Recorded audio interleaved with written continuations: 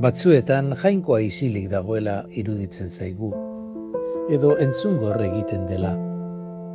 Baina hori ez da egia, jainkoak beti hitz egiten du, beti gaur eta hemen, Gipuzkoan. Agian oraindik ez dugu fruiturik ikusten, baina dagoeneko lanean ari da, isilean, pazientziaz, bihotzaren txoko ezkutuetan.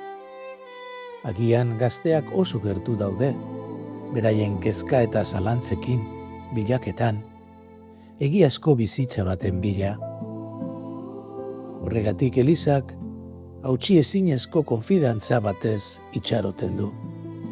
Entzun egin nahi du, lagundu, zaindu, bidera irten.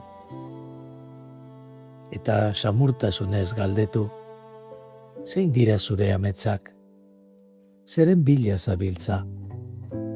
Zerk egiten zaitu zoriontsu? Bokazioa ez da beharretik sortzen, maitasunean ernetzen da. Jesus aurkitzetik, bere begiradatik, bere maitasunetik.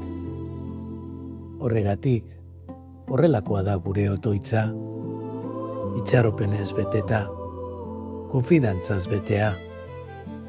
Jainkoak ez baitu inoiz bere Eliza eskutik uzten. Agian, egunen batean, zure bihotzean ere sugar hori piztuko da, eta jaioko zaizu esatea, hemen naiz jauna.